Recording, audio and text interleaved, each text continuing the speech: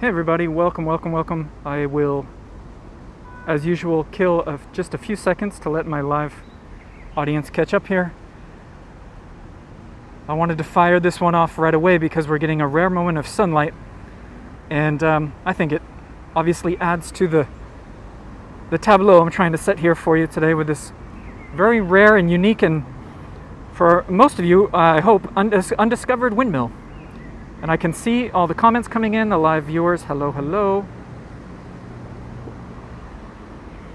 Bob is here. Bob says, showtime. And do not adjust your sets, folks. This is Paris. Or just beyond the border of Paris. Just a few steps beyond the 13th arrondissement, and I'll explain exactly where we are in a moment. If you're watching on the replay, go ahead and fast forward it a few seconds.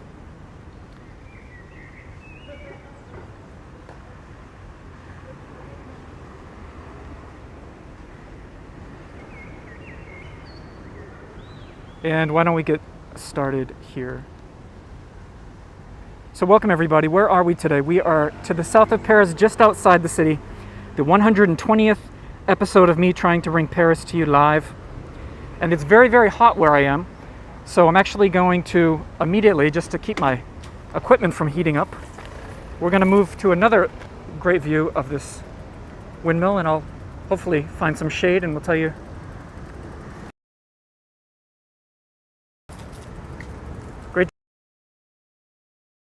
Remember, if you are watching live at the moment, the super chat function is a beautiful way to support the project. So we found a little spot of shade here. The sun is actually very hot.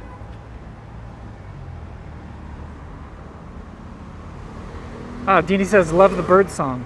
Fantastic. Hey, Alan Betancourt. Okay, let's jump right into it, folks. Episode 120. And we are looking at, I'm calling this one the windmill Paris is hiding from you.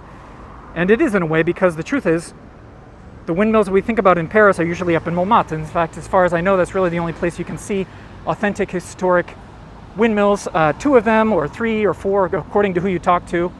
But this one is very unique. We're in a suburb just outside of Paris, just steps from the border. And the suburb is called Ivry-sur-Seine. Ivry-sur-Seine, or sometimes just for short, Ivry, spelled I-V-R-Y.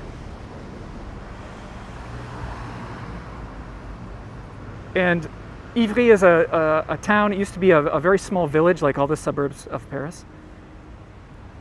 And it was first recorded in the year 937, believe it or not, 937. It was likely named Ivry after the type of wild bluegrass that used to grow in this area. And so the name is a version of that word.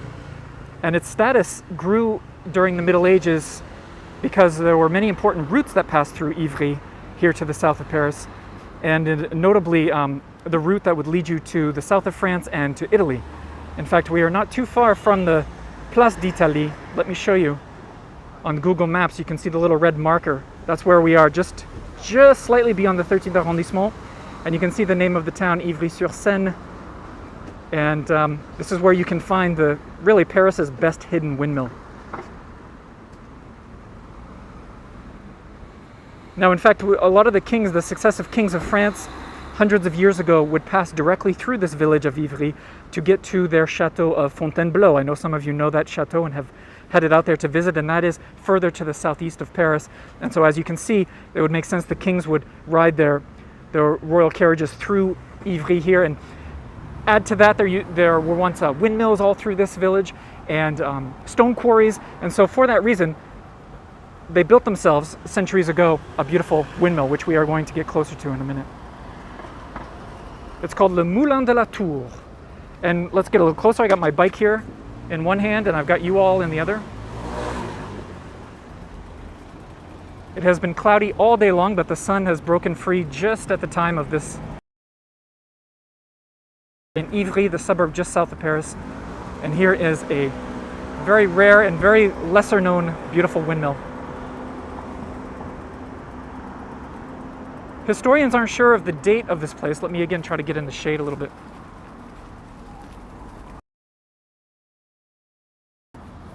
See if we can set up some sort of composition for you. This is very rare. It's exciting. I remember when I first discovered this thing, I was like, are you kidding me? And it's in the middle of an otherwise bustling suburb of Paris. Thank you so much, Carol, for the super chat support. So they're not quite sure about the date of this. It's at least the 17th century, and some books will tell you it even goes back to the 14th century, and parts of it may actually.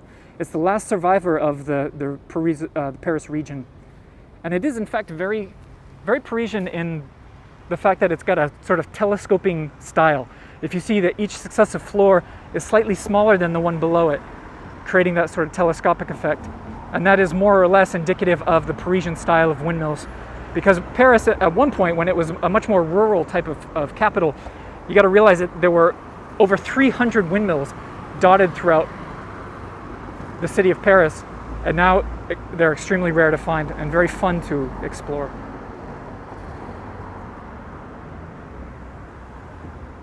This one is used mainly for grain and to grind up grain and make flour, which obviously a lot of them were for, and it narrowly escaped destruction in the 19th century when they stopped using it. It almost got razed to the ground.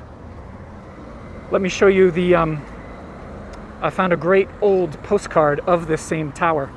So the 19th century, and you can see it didn't anymore at that point, it wasn't being used anymore, almost with a threat of destruction, and there was no rooftop and there were no wings or canvases or whatever you might call it. I actually don't even know what you call those things at the top of a windmill. I guess I should have Googled that ahead of time. I call them wings, windmill wings. So in the 1970s, there was an urban project that was going to threaten the destruction of this. They were going to build a big apartment building, and they wanted to just remove this, what they saw as a ruin. But luckily, their cooler heads prevailed, and they decided to restore it. But before they restored it, they actually moved it. They had to move it on these sets of railings so that the urban development could take place, but at the same time they could preserve their old windmill. They moved it all of 115 feet, that's about 35 meters for you metric folks.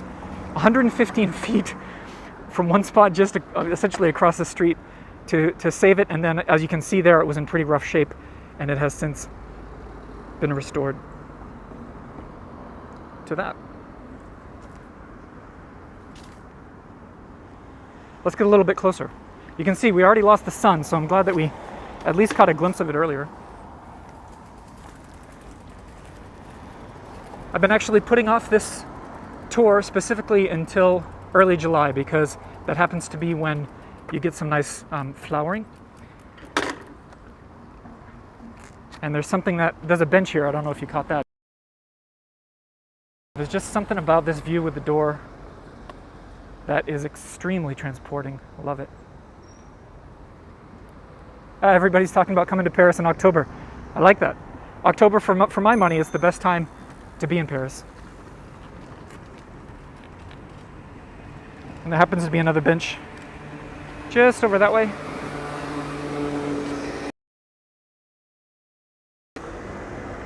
And this is where we came from. This is, again, a suburb called Ivry-sur-Seine. Part of it is along the Seine, hence the name.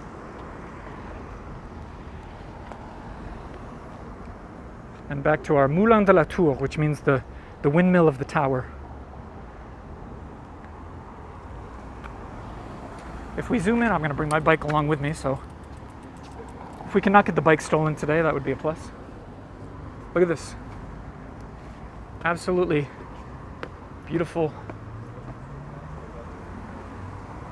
These studs of sort that are all in metal.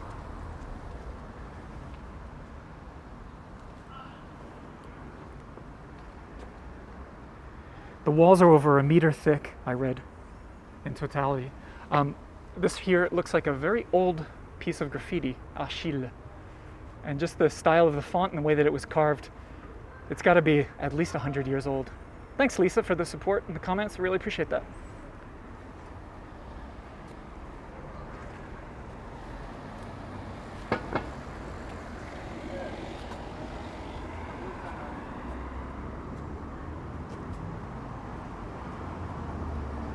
These wings used to be longer. In fact, even last year when I came through, they were a bit longer, but maybe they got chopped off or the second half of them got removed for some reason. Maybe they were a hazard. but still really, really charming stuff. I'm going to show you the back of it as well. Just one more look here because I love it so much. Those wings used to be covered with canvas originally, and I understand that the original pieces of canvas that were attached to the wings are still in the city hall of this suburb of Ivry.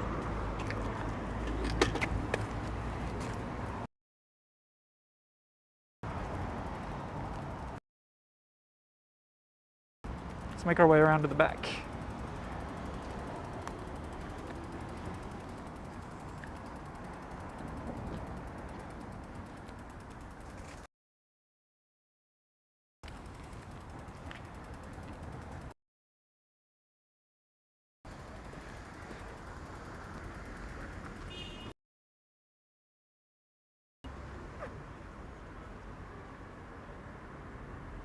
Hope you're all enjoying this very rare discovery. This is understandably so a part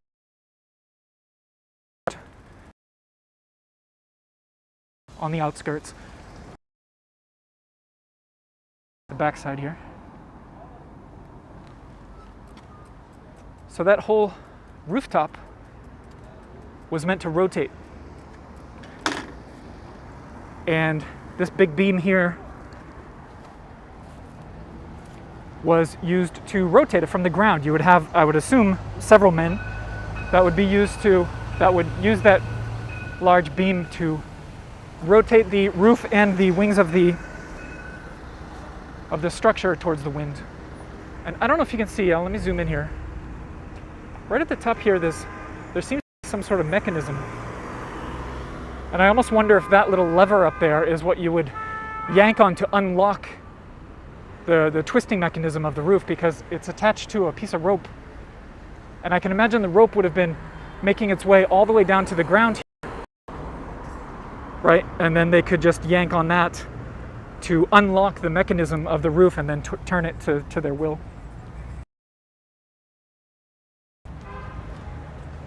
So there is the very rare windmill that Paris is keeping from you.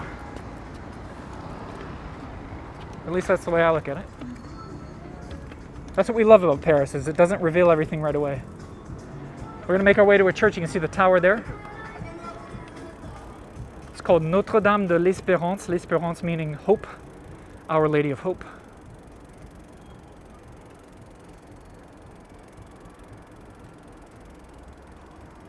Bob says incredibly interesting. I appreciate that. I know we got some objects that are backlit today, but I'll do my best to show them to you. Notre Dame de l'Espérance started in 1911 and then also worked on a lot in the 1920s, 1924. You can see the little courtyard here and the Mary with Child. Very cute local parish. And of course the tower. A tower that is more Romanesque in style. There's nothing particularly Gothic or medieval in the style of this church.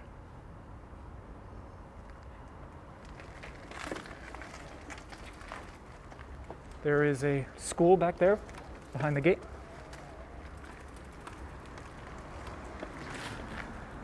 It's cute what they've done with the corner here. And you can see we also have the backdrop of some very modern apartment buildings, which will also be the theme in the 13th arrondissement when we're there a little bit later. But Mary's surrounded by some great flowers. You know, early to mid-July is really just a fantastic time to be here. Everything's very flowery. So one thing that I noticed about this Virgin Mary that surprised me was I didn't notice it until I got around to the backside. So let's do that.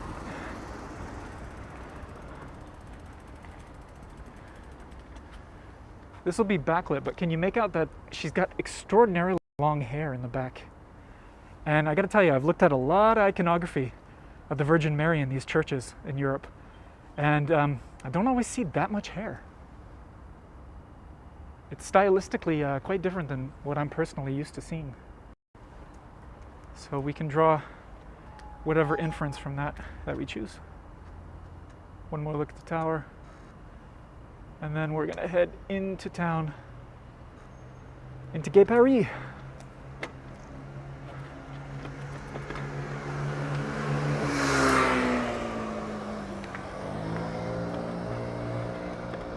Beautiful blue sky.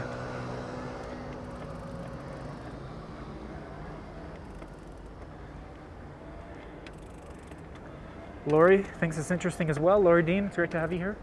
We're gonna go pass back just next to the windmill. Give you another view of that.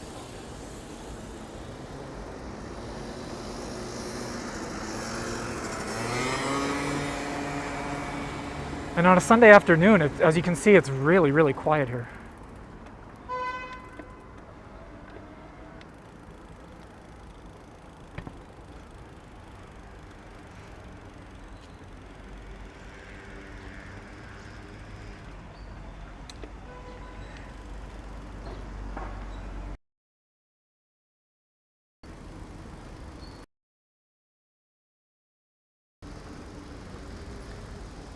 You can visit that windmill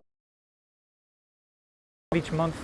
There's a guided tour. It is in French, but for anyone who's really interested in learning more about it, know that you can go inside. I have not yet, but apparently the entire windmill mechanism is still there, and there's documentation about the history of it and whatnot.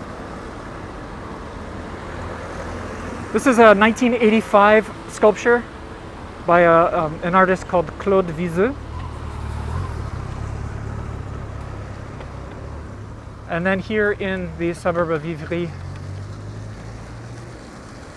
we've got a nice square with fountains. I believe there was an outdoor cleaned it up since.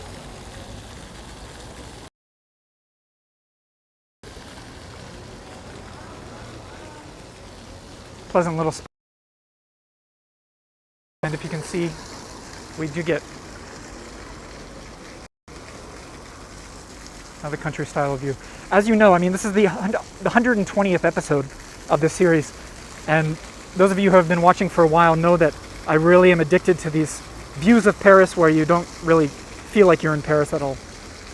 Which is odd because it's a city that I love, but I'm addicted to almost tricking myself into feeling like I'm not there. I don't know what that's about. Maybe it's just about a confirmation of how Paris can be many, many, many things to many people.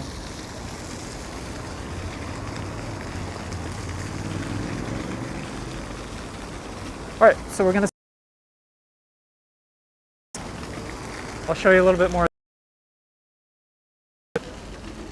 and we'll head into Paris across the border, across the périphérique highway. You'll see we're not far at all from the city.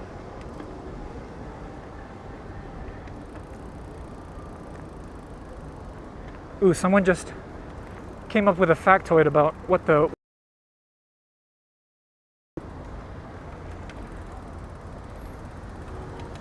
I think that's worth having a look because I like when I get educated. Oh, sails, yeah. Pat Cat says I think they're called sails. You know, that makes total sense, Pat. Because of the canvas that would be attached to them. I mean, of course. Why didn't I think of that?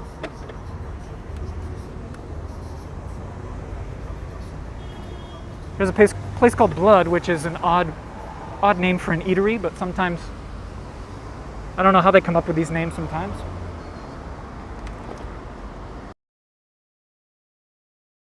Above the périph', or the ring road highway that goes around the entire border.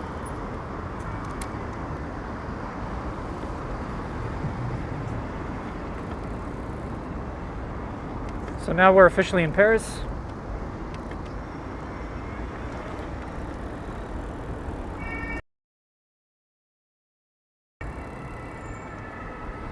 And we're in the 13th arrondissement,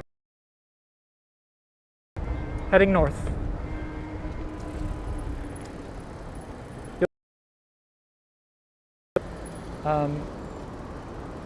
Which is normal for these outer arrondissements.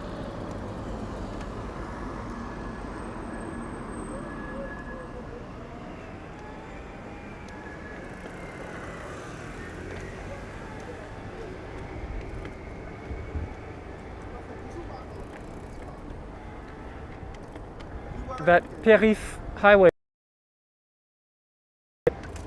follows the path of a former wall that was built in the Adolphe Thiers. And Mr. Thiers was a prime minister of France, later a president of France. He ended up succeeding Emperor Napoleon III, the Prussian War.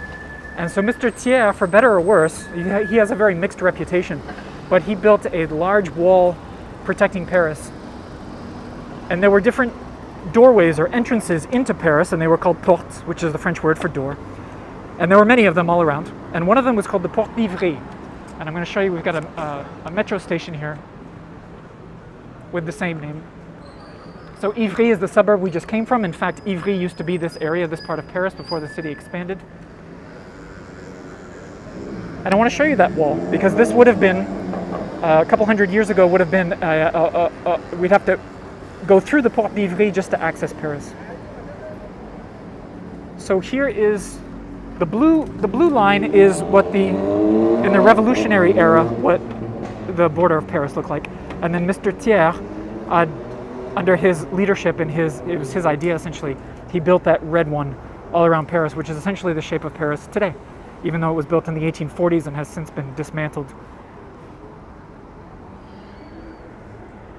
Now, my voice is squeaking again. Where we are now, let me show you. Here, you can see this Porte d'Ivry. This was the entrance point, or one of them, in southern Paris to get into the city, thanks to Adolphe Thiers. Here is another image of that wall. And this went all the way around the border of Paris, following what is essentially today's modern limit of the city. And you can see, I mean, you weren't really getting into Paris back then. Even in the mid-19th century, you weren't getting in unless they allowed you in. And this is what the outskirts look like, beyond the wall, outside of Paris. It was little shanty towns, villages, vineyards, stone quarries, rough and tumble crowd. Thanks, Debbie, for the support. She says, Bonne Bastille. Oh, thank you. Yeah, the 14 Juillet is on its way for sure.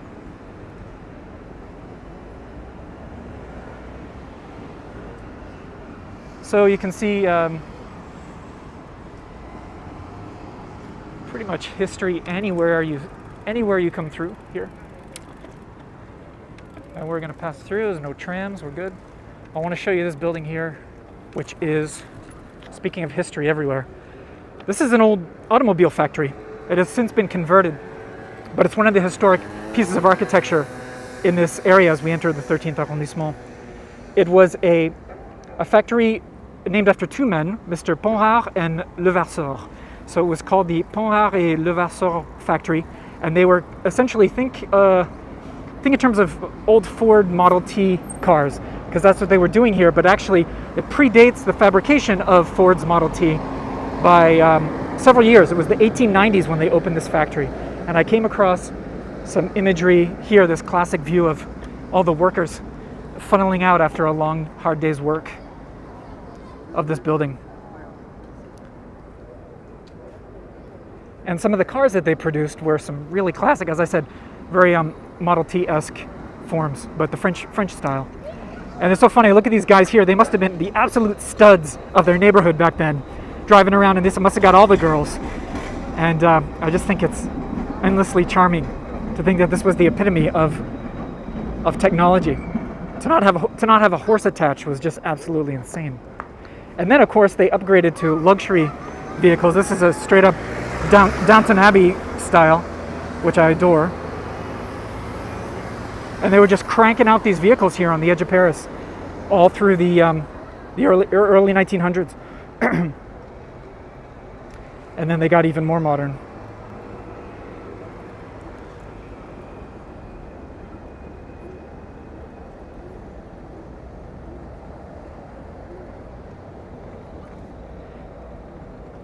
Today this building, a bunch of architects went in and they redid the interior, so it doesn't look anything really like it used to, but it's office space now. Factory closed down in 1969.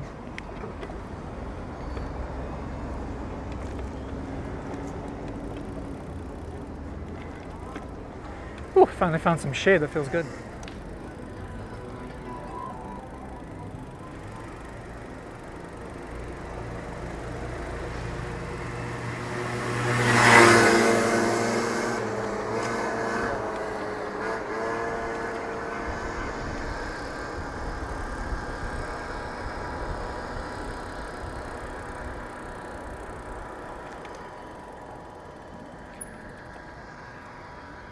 If we stop here for a second, just look left. I'm going to zoom in for you. We've got a look at a mural there. You can see that painted mural. And the 13th arrondissement happens to be very known for these large street art murals. They're everywhere, depending on where you look here in this arrondissement. Maybe I'll even do a live tour of those murals because that'll be pretty fun. And in that direction also, in other words, just slightly west of where we're going to be today, is the Chinatown section of Paris. It's essentially a rather small area, but it is delineated by a triangle of avenues and streets over here.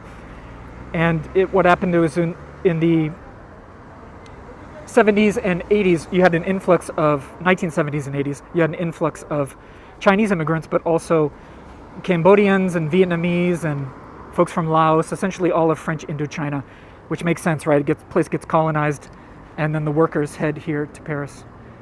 And so that was a lot of them came to work in the factories here, the car factory that we saw, and others in this area during the industrial age and whatnot. So still to this day, there's a large Asian community and even a Chinatown of sorts in Paris.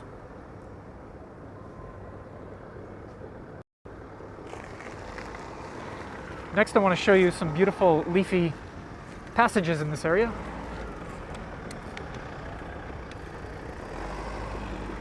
You know, I came across a funny anecdote here. We're in the 13th district, and there used to be 12 previously. Before Napoleon III created 20 arrondissements, there were only 12. And so for that reason, years ago, there used to be an expression that if you got married in the 13th arrondissement, it meant that you were, because everybody would go to the city hall in the 12 arrondissements. That's how you do it in France. You have to go first to a city hall. And because there were only 12 of them, 12 districts, that the expression, oh, we got married in the 13th arrondissement, was a way to say that you were unmarried but living together. This is called the Passage National. Passage National. Thanks so much, Jay Palmer. Jay Palmer says, thank you as always for your special tours. For me, it is so like actually being in Paris without the hassle of travel. Take care out there. Truly special. Appreciate that. So this little passage, I love this, by the way. Just obviously I love it. I've been showing you for the last 15 seconds. There's some country charm here still in the 13th. And little passages like this are indicative of the leftovers of 19th century Paris. Now we're going to let this car pass.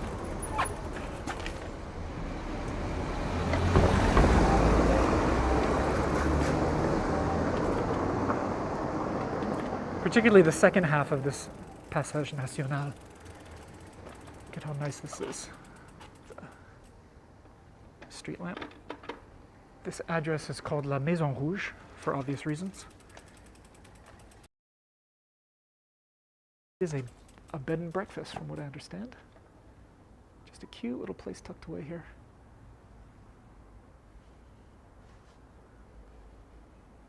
Beautiful door. Or gate.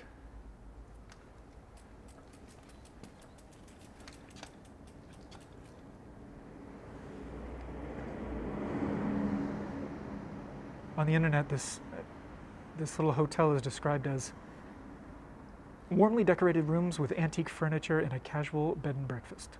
And I looked, it starts at 87 euros per night, which is very affordable. The only thing is you're very far from the city center. So you would have to make sure that you were okay with riding the metro every day, or if you had a bike, you'd be good. Here along the right-hand side, we're gonna just enjoy some of these beautiful homes.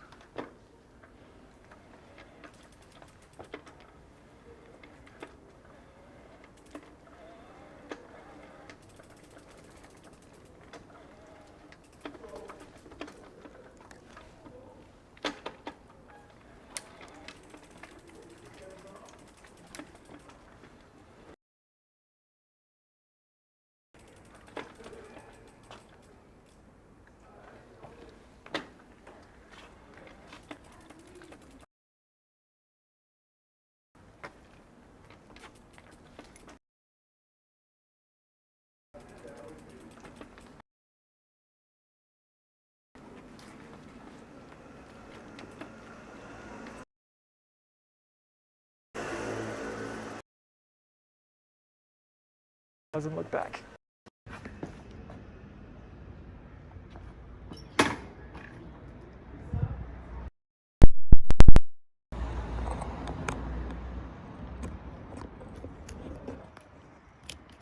Sorry, I'm just trying to, there we go. Hopefully my mic's working. You can see the blend of the modern architecture that came through mostly in the 1960s, as there was such an obvious crisis of a population influx, which we've seen before, right? These beautifully preserved alleyways, but you can't really stop the inevitability of the buildup all around.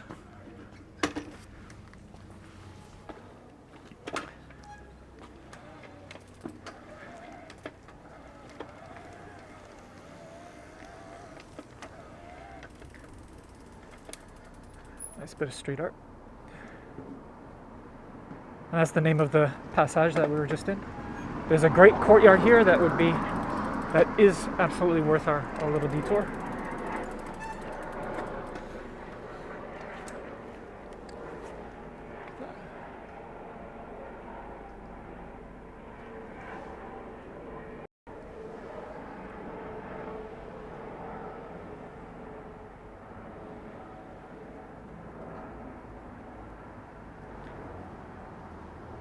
Lori says, love the lampposts. Very meditative.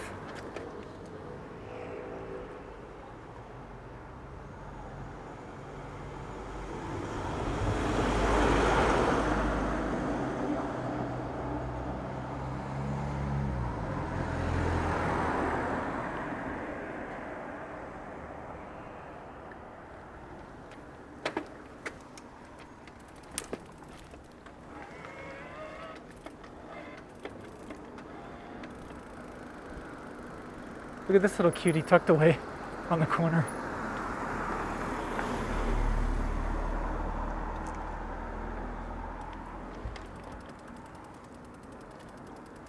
We're gonna steal just a little bit of the sidewalk here. Don't do this when you come to Paris, folks.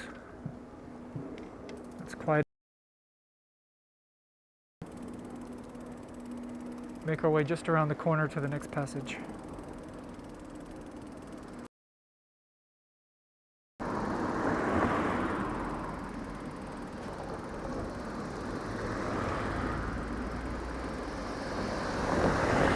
Laura West says, I never knew Paris had a country vibe. Yeah, surprisingly so. Once you start seeking it out, Laura, you'll find it in spades, particularly in all of these outer arrondissements. I want to back up just enough to get this view here. Isn't that? Just to see a sidewalk terrace cafe in this day and age is a welcome sight, isn't it?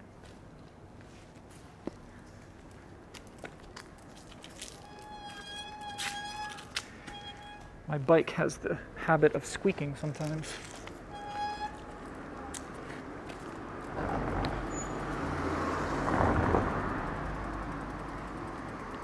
This place is called Boria, and it's on the corner of our next passage. I'll show you the name of it, just for good measure. Passage Bourgoin. Hold on, I'm going to do just one thing.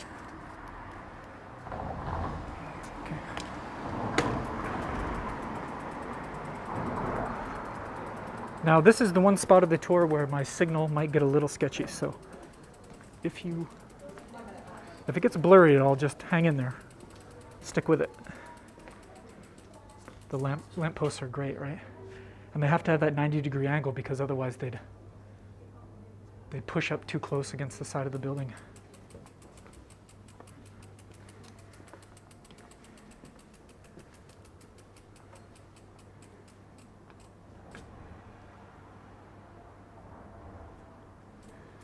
I don't want to invade anyone's privacy, so I won't poke the camera over the gate, but you can get an idea.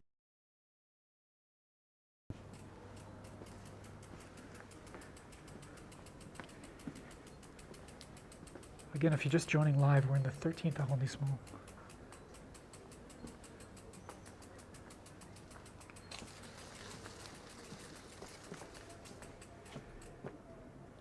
country-style shutters.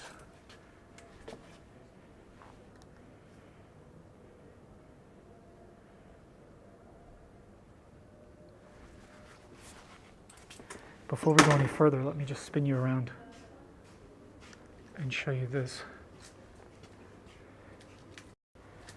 Someone's got a beautiful rooftop terrace there. Can you imagine? With a view down upon this leafy little passage that we're at.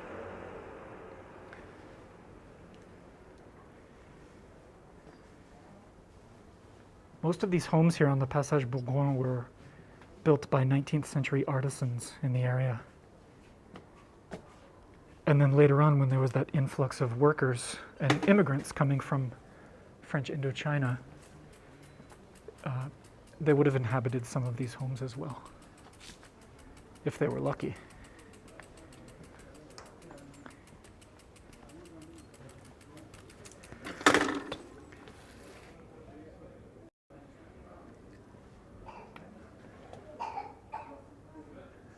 Beautiful.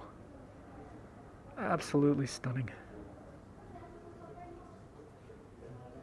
Every couple of generations, the inhabitants of these passages, not just this one, but all around town, every couple of generations they have to band together and fight to keep the authenticity of their street. Because as you can imagine, the urban development of Paris is always banging on your door.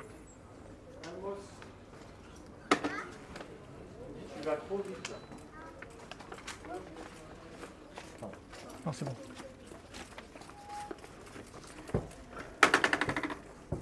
We're also going to pause here for, thank you Elaine for the support. Appreciate that. Look at this place. Ooh. Number 5.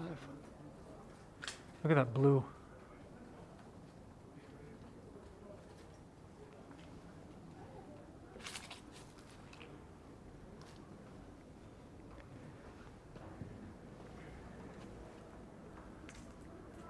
Very modern place here.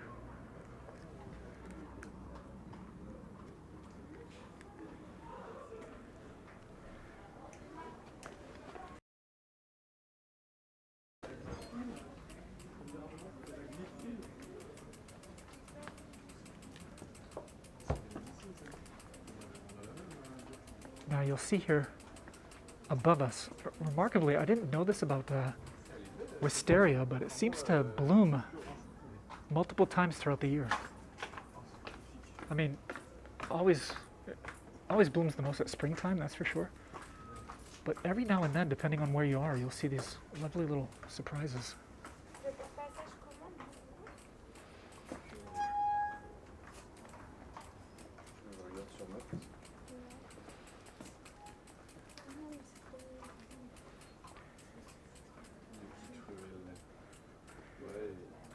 C'est le passage Bourgoin. C'est ça, oui. They were wondering what the name was. Look at this. Speaking of wisteria, what a lovely surprise. Like I said, early to mid-July. Especially considering it's not hot this summer at all. In fact, some would argue that summer has not even visited us yet in Paris. Just saw something else. You gotta really keep your head on a swivel around here. Look at that. Danielle Molden says, Le Sai. Lori's asking if the lampposts were one-time gas. Yeah, absolutely.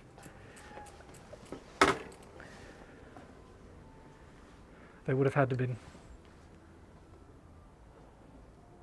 Look at that. I mean, you can't beat that. I hope my internet signal is strong enough to bring that to all of you live, wherever you may be. Thank you so much, Nancy Burson. Nancy says, thank you for taking us to these lovely hidden gems. Look at that. It's a composition extravaganza. This door is open, but I don't want to. There's a guy gardening.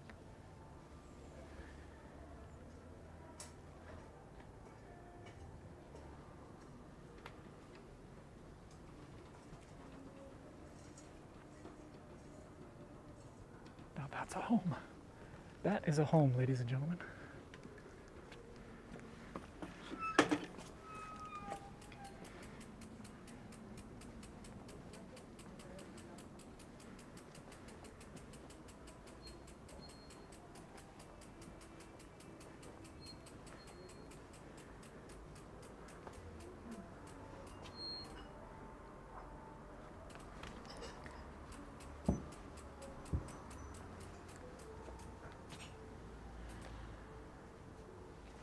Just gives you a little idea of what's beyond these gates. Must be such a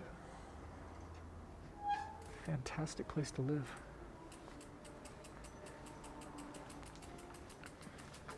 These canopies are great. I actually do every time I walk under one of these canopies. Here's more of a sort of a more simplistic, almost architect's type of home.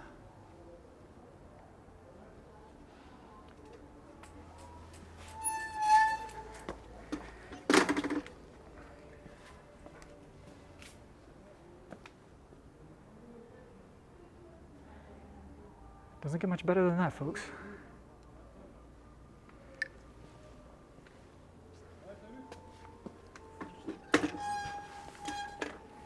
Sorry for the squeaky bike. I think it's a brake that I gotta get fixed. Look at this. Ooh, oh, oh, oh, oh, oh. Look at this place up here.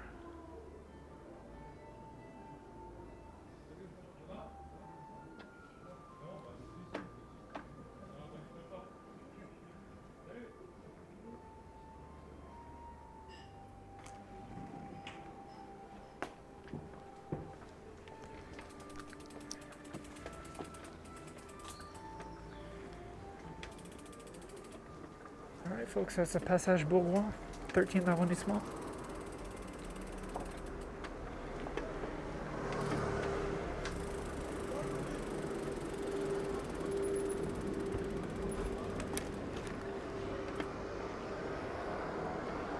And a couple more quick things to show you before we wrap things up. I won't be able to do a cafe chat today, apologize for that.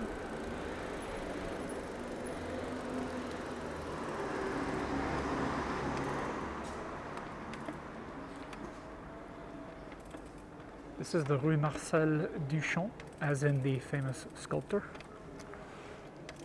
And even though it's much more modern architecture on either side, the trees here are dynamite.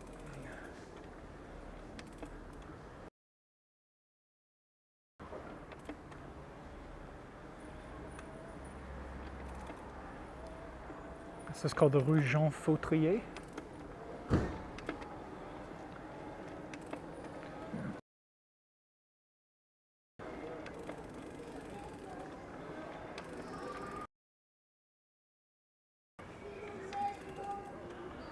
Thanks. Thank you so much for taking us to these places.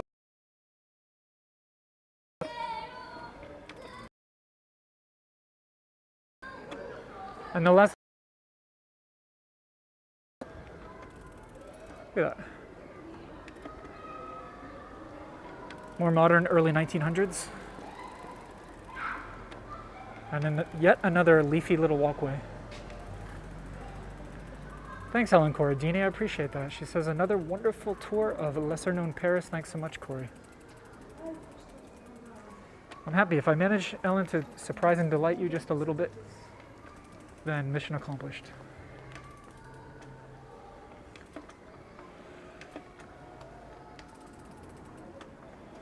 I do want to zoom in on one of the doors.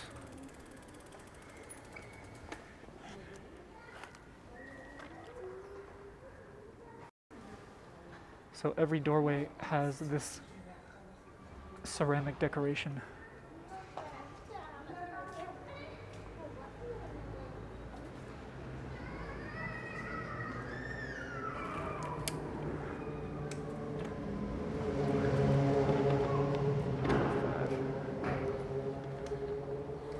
Oh, someone's coming out of number 5.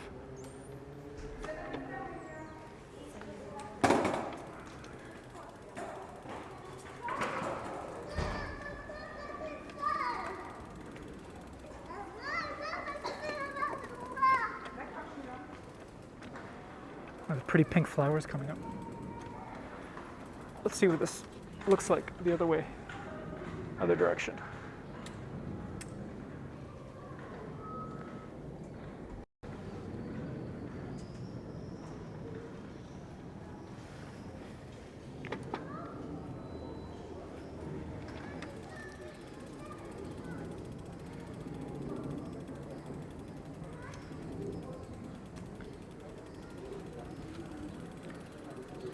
Rather pleasant.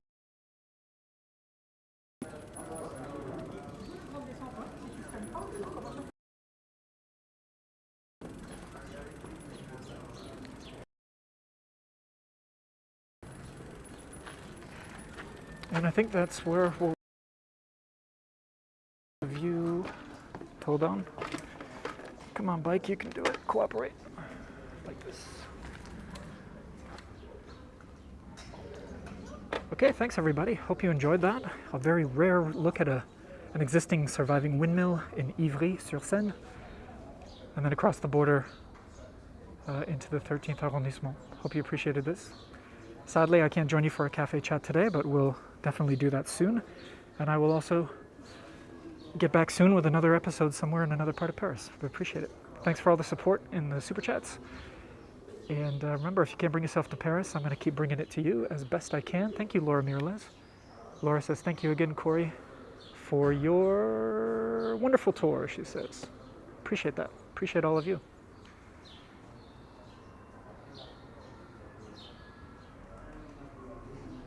Okay, so enjoy the rest of your day, folks, and take care of yourselves.